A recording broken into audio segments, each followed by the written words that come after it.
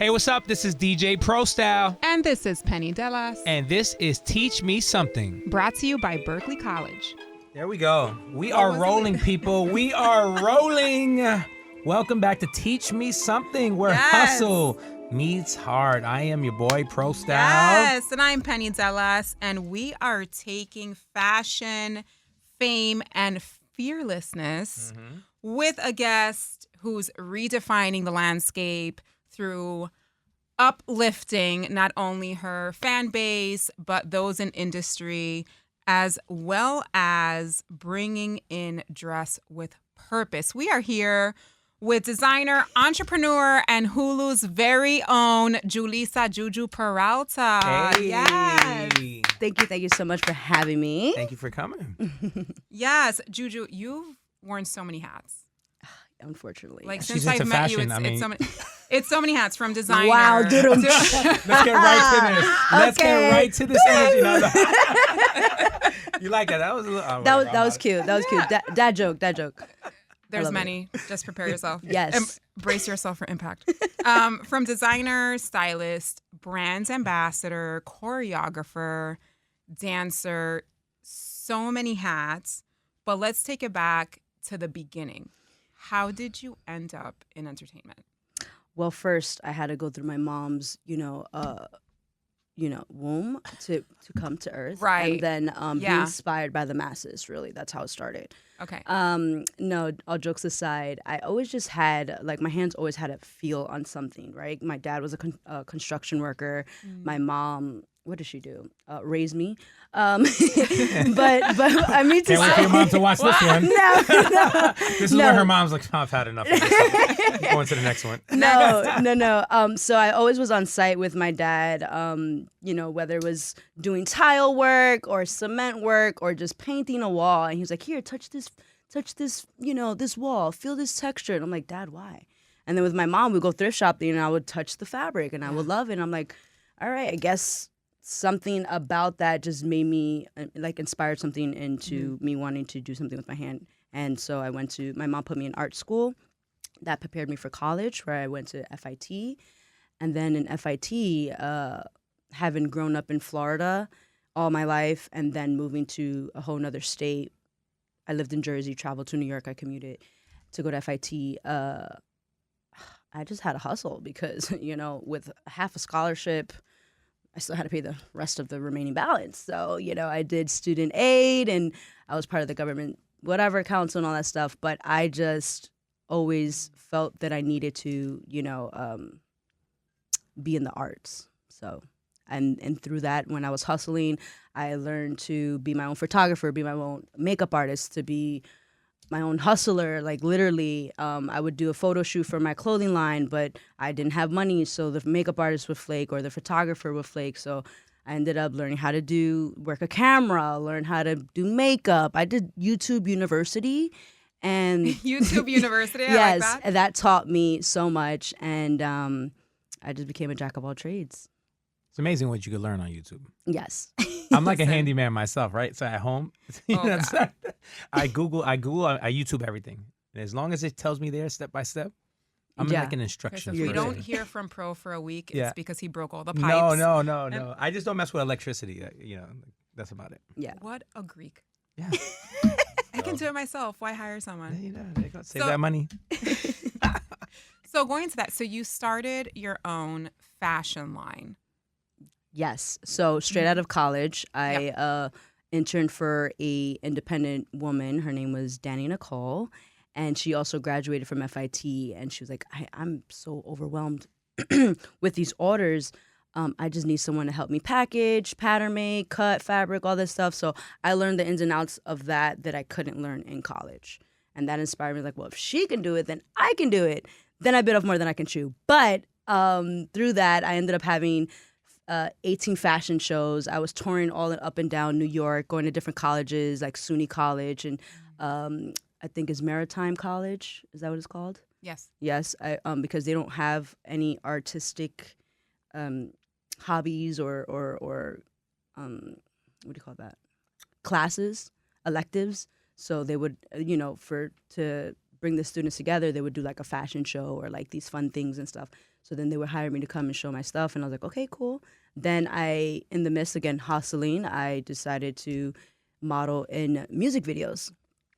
And through there, I was like, you know what, let me do this music video route so I can meet the artist. So then when I'm ready to launch my clothing line for real, I would already have the contact of these artists. And then 100 music videos later, yeah, my clothing line still didn't launch, but it's okay. I was still styling people, okay? And I still had these relationships with these artists and these directors. And then I became a casting director. I became a choreographer. I became so that's where all the many hats decided to fall in and take place. I mean, don't break the mic because, right. you know. I don't want a mic drop here, my bad. Yeah. What is your most memorable music video that you worked on? So many. I guess what would be memorable would be more to the culture, would be the Cardi B Bodak Yellow, because it went, I think, triple platinum or quadruple or something. It took her career to straight stardom. Right. So I was there, and I was there for the toast, like behind the scenes that nobody got to see, where she was like, hey, make this record, you know, hit triple platinum or whatever. So there was kind of like a nostalgic moment. Yeah. Did I know her? Absolutely not at the time. I was just filling in for a friend who couldn't make the music video. And the director was like, yeah, just jump in. I really need you, blah, blah, blah. I was like, all right, whatever. So I made the cameo, and then that's kind of like how my following grew. And then a whole bunch of aspiring models or my peers around the time was like, oh my God, how are you in that music video? Blah, blah, blah, da, da, da. You met her. How is she? I was like, I mean, you're in the the music videos to one of the biggest songs ever. Right. I mean, right. So don't downplay that. You were placed where you needed to be. But that would be the most memorable music video that I was known for and culturally remembered across, you know, the nation, internationally. So that was pretty cool. My favorite one would be a J Balvin and Alcángel music video. I was casted as an extra girl and then got bumped the day of because the main girl couldn't do her job. And although I didn't get the same rate for what a main girl, was getting paid for, I pretty much was the whole music video. So that was pretty cool. Asked me what the song is called. Couldn't tell you. Forgot. But I'll let you know after these messages. That's awesome. Well, you've gotten to work with a lot of big stars. Yeah. And they're all family, by the way, over here too. So that's dope. That's dope. So how about Hulu's, Dress My Tour? Can we talk about that? How did that come about? So in 2017, I hit a plateau. I had to make 16 pieces in 2 weeks for a clothing store. I finally, my clothing line was booming, and people were like, yo, you need to get in a store. So I did a consignment type of thing, and me being a one-man band, like, it was hard. Yeah. I was burnt after those 16 pieces because it wasn't just 16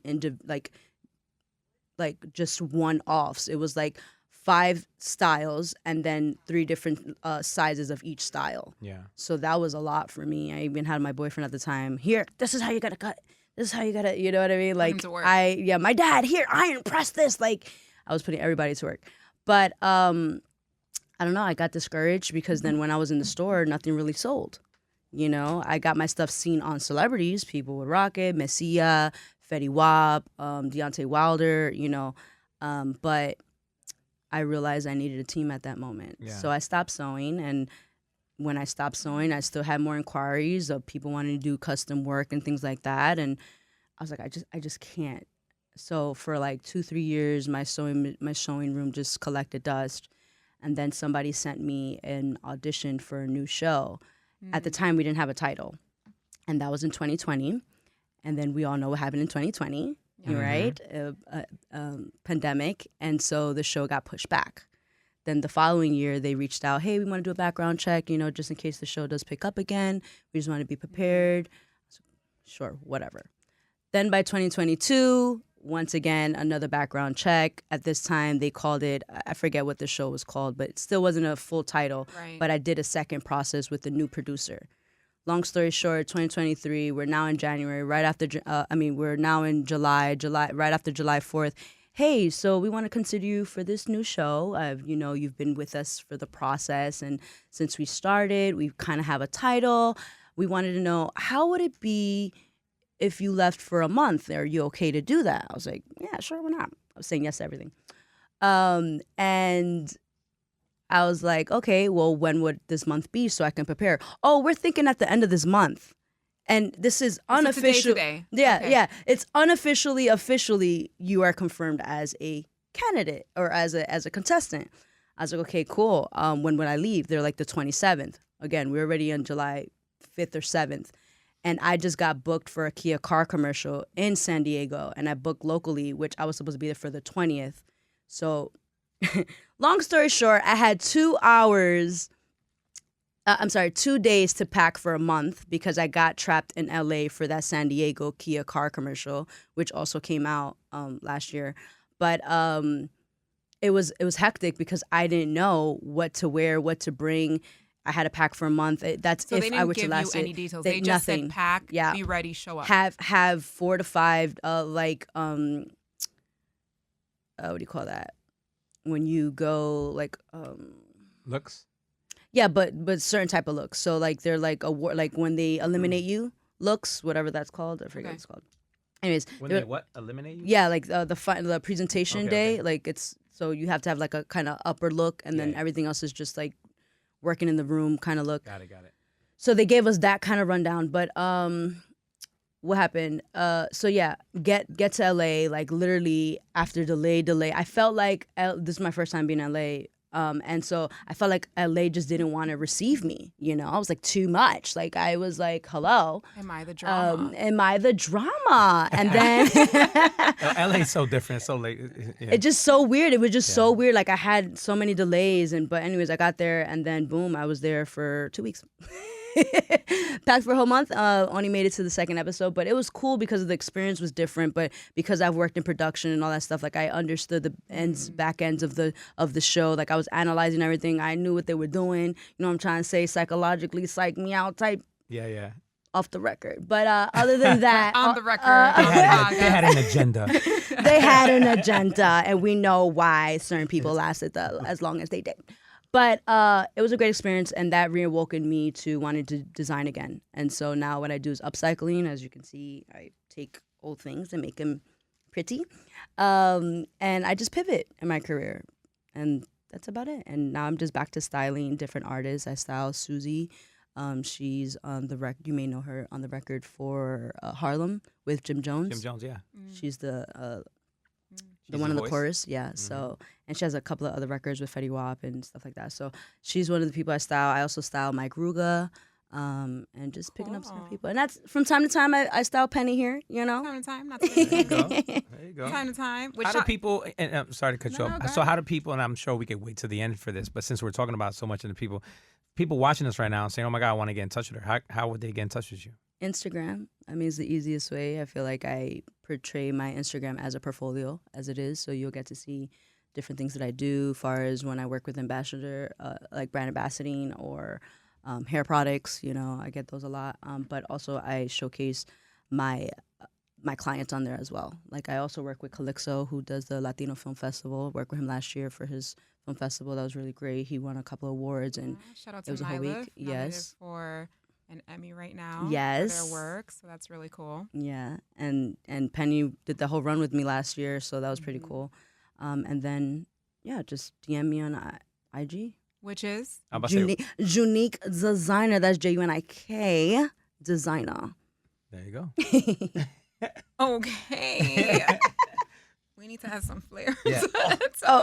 You gotta be extra. to our drops as we're breaking our knees. Yeah, I'm in saying the- like destroy my kneecap over here. Pause. in the studio. But shout out, you mentioned Jim Jones, so shout out to we just attended Angie's barbecue. Yes, we did This year, Sunday. shout out Thus the to voice is still raspy from yeah. that. Shout out to our very own DJ Prostyle for holding it down, making that happen behind the scenes, Behind the scenes doing action. that whole That's A&R job. It was a lot. Yeah. Speaking of wearing many hats that we've spoken on That's- previous episodes, we Yeah, continue yeah, to wear yeah. all of the hats.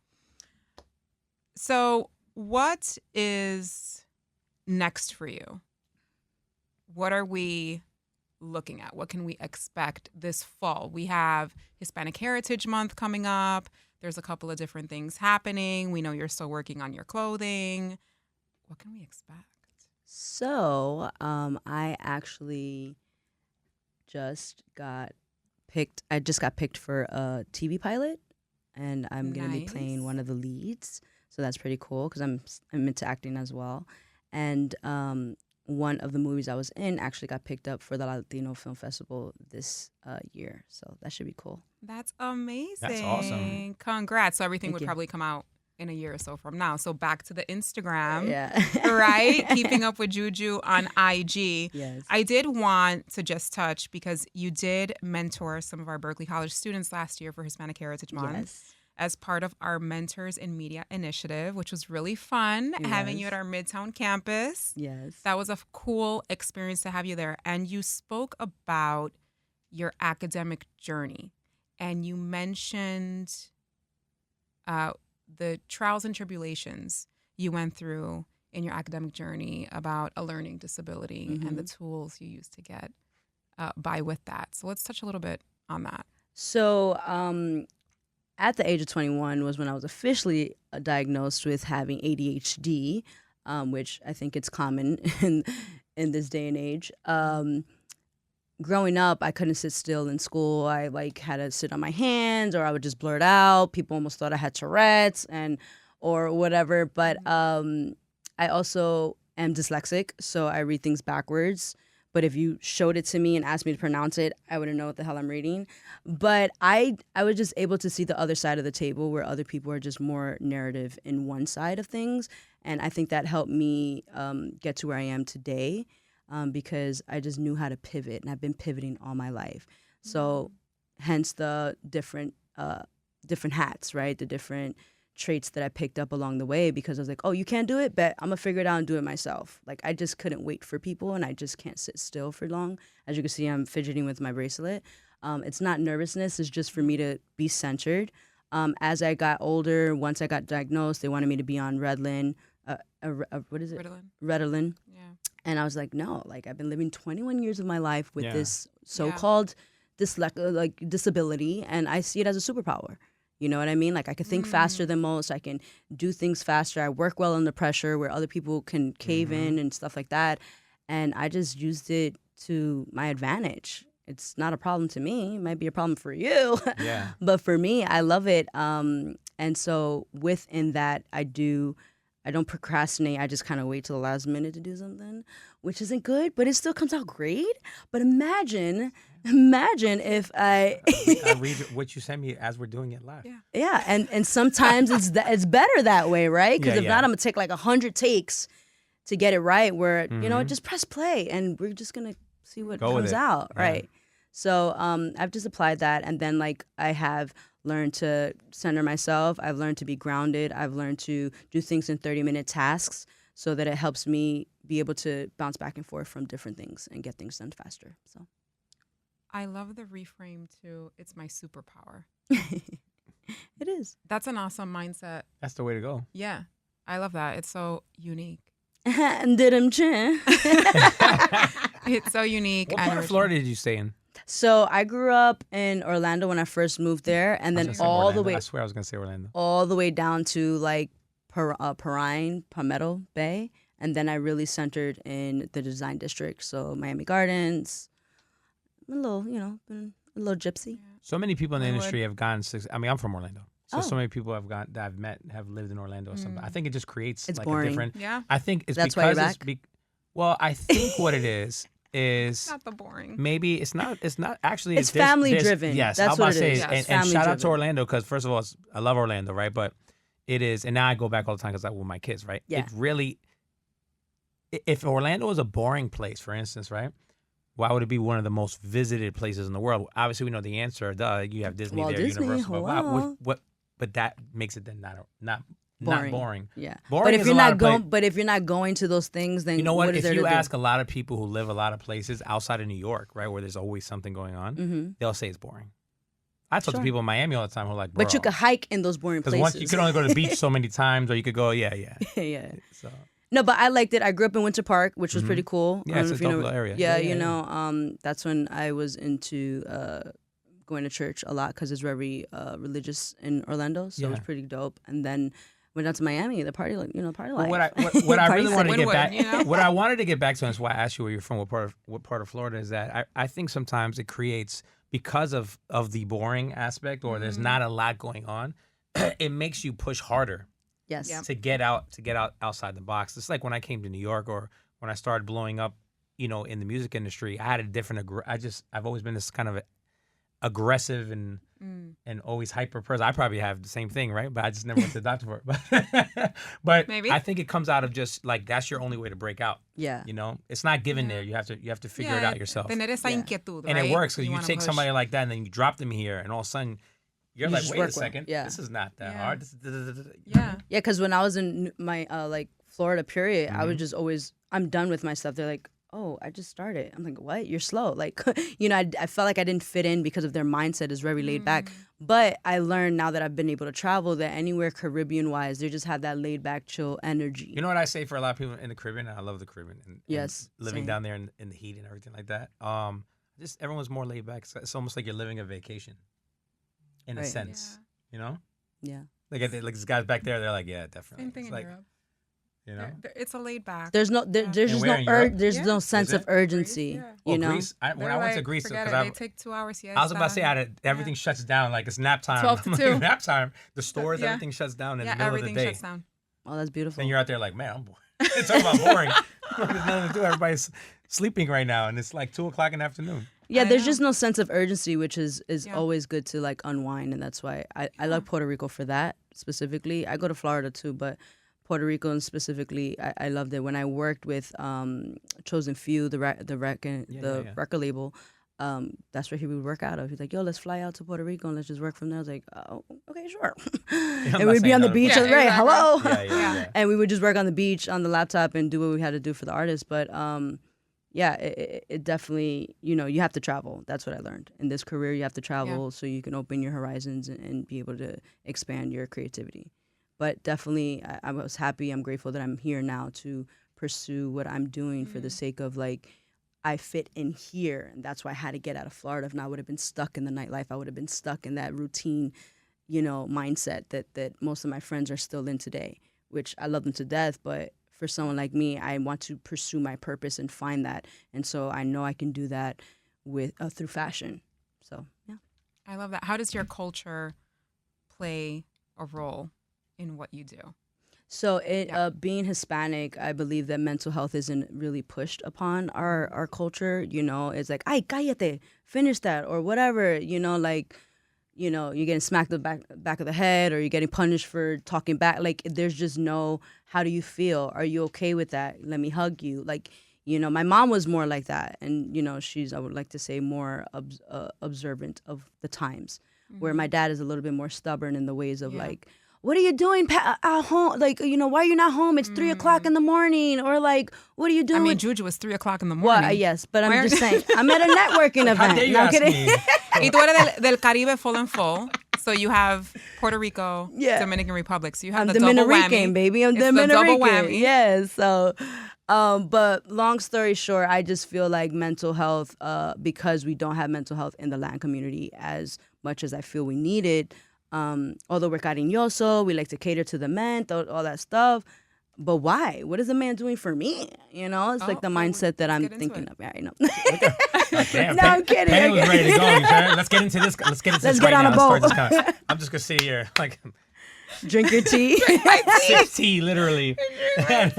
No, but so because of that is why I decided to do a clothing line. That's how I want to promote mental health is what you wear. And not that you wear it once, you can't wear it again. No, the idea with Unique Apparel is about being able to wear multiple ways and with different things. Because if I see you outside with Adidas and FUBU, You calling them out? yeah, let's go. I'm taking you home, grabbing you by the ear, But at least with Unique Apparel, you can wear it with anything and not be made fun of, and you can feel confident while you're wearing it. So that's why I into the fashion, and I style with intention, because first thing I ask my clients is, what do you feel comfortable wearing, so that I can know how to style around that. That's funny. I'm gonna show this clip to my wife. Wait, She you went to the should. store and came Yeah. home with a bunch of stuff she found, like for the kids. School's coming up. Yeah. Converse School stuff. shopping. Converse. I'm like, okay, now we got, we gotta buy Converse, right? She's like, what do you mean? This goes with it. I'm like, You can't mix. You can't wear that with their Nikes. I'm like, are you crazy? You can't mix and match the Yeah, label. I mean they're like young. They're just like he's 4. I'm like, whatever. I Can with you. We're going to open up a segment that's called Ask Us Something. Oh, really? And you're going to I thought ask we only us did that a because we had question. to fill in time. Oh, you got to ruin the segment, bro. Okay, go You ahead. said at the beginning Do it it would be again. Do it interesting again. if she did the segment. So No, I'm we're following keeping your this whole lead. thing. Oh, no. I'm the worst person Do to we do that with, see but Do you have alright. any what we questions you have want to to ask deal Penny? with? I know her, so it's Ask hard. Penny something. Do you see what we have to deal with? Hi. Okay. Teach me something, Mr. Prostyles. How long have you been in this industry? Well, first of all, I would say there's really, you know a lot. You wear a lot of hats for real. You do a lot. So congratulations too. Thank you so much. It takes a very unique person to be able to, be able to hone and to understand how to learn to do one skill. So I'm hearing you're doing this and that and that and this. And designing, first of all, 'cause I know some designers, and the fact that you actually sew and cut and do that, that's impressive, because it's not something easy to do. Because you have people who could draw on paper or could come up with an idea like this would be dope, but then to actually physically produce it themselves. So congrats to you on that. So Thank you. She's my publicist, so she has a hard time marketing me sometimes, because she's like, Julissa, ¿qué tú quieres hacer hoy? Because I don't even know. And I'm like, well, what do you want me to do today? there you go. So you got to stick to one thing, because, and I'm like, all right, you're right. So I want to learn something. So teach me something, Mr. Prostyles. How long have you been in this industry? In the music industry, Yes. I've been DJing since, I'm not going to say in the music industry. I got actually in the industry at a very young age, probably 16, 17, like 17. I've been DJing since 13. From what I can remember, because I DJ'd my middle school party. That's what I always revert to. My passion and sitting in the room and actually messing around with music, it would go further back than that. But soon as I left middle school, I was already DJing, and I DJ'd all the way through high school, and I did college radio when I was in high school, and then I started actually doing clubs when I was in high school, and I got to go like on a tour with like Mobb Deep when I was like when I was a junior, at whatever age that is, right? So, so my perspective is always different, right? Like I'd go on tour with Mobb Deep and come back, and everyone's like, "You guys want to go to the mall later?" And I'm like, "The mall, Right?" Let's go to the mall. Just went on tour. Yeah, I was in Miami with like Mobb Deep and Nas. But so I got blessed enough to fall into the music industry at a very young age and grind my way out of Orlando. And shot to Rollins College in Orlando, which I used to do, and shot to DJ Khaled and DJ Nasty. These are the people who brought me in with them at a young age while they were doing it. So nice. So I've been in this industry and seen it all kind of for a very long time. And so as a child, you knew that you just always wanted to be in music, or did you always when I grow up, I want to be a firefighter? Well, I grew up in Queens, so I was born in Queens, and I stayed there till about 12, right? Okay. 11 or 12, like 12 years old. That's when my family said we were going on vacation to Orlando, and then stayed there. Never came back. Yeah, never came back. Right? So we left Queens at like when I was like 12, and so when I left from Queens, we always had a passion for music. It was either we were gonna be in a band, because obviously this is when like I had cousins that were like singers and guitar players, and my whole family's always played music. My dad was a drummer for a band, and so our passion was always there. So then it was either gonna be I was gonna be like a drummer, or I was gonna be a DJ. And then when I went to Florida, I didn't have friends like that, so DJing was cool. You could do it by yourself. You need friends to be in a band, right? Right. So my passion for music has always been there. You could have just became a solo drummer, It was not going to be I that. waited to get picked up, right? Show. Yeah. Yeah, but then I wouldn't be here teaching you something, true. Penny. He teaches me things Da-dum. every day. You could have been that. Yeah, there you go. The drums all day. Every day. Yeah, see, I'm still a drummer. Julissa, your story is one of self-made success. Thank you so much for taking the time to join us today and teaching us many things and getting Pro to open up about himself. He loves that. I love that for him. I could talk forever about me. I know. Goodness. What's your sign? Taurus. Lo siento. I don't care anything about that. I'm kidding. Yeah, I'm kidding. No, it's okay. Happy belated. oh, thank you. Yeah, what'd you do? A big party. Oh, Yeah. I guess the invite got lost in the mail. It's okay. Next time. It's cool. You'll We're be friends there now. for sure, 100%. Hold on, you didn't Maybe ask I her could the most style important you. question. I know we're going over here, but The one What's word, that? Penny. Oh my God, you totally Because forgot. I said we typically do that, but instead we're going to do the Ask Me Something. I think Whatever. you've just tuned out of this Get it episode together. like half the time ago. Okay. So, in one I'll go word, to the Twitter comments. in one word, See, you're still doing what it. would you just told me to do it. Okay, Right? go. Prostyle. Imagining- You okay. definitely did. You're Our not going producer crazy. Peter Okay, is nodding in the background. You see what I have to deal with on a daily. So, in one word, if you could articulate what you would want your legacy to be, what would that word be? The word that comes to mind is inspirational. I like that. I want to inspire others to, or at least be a voice for those who feel they can't speak, but always be intentional with what you do and say.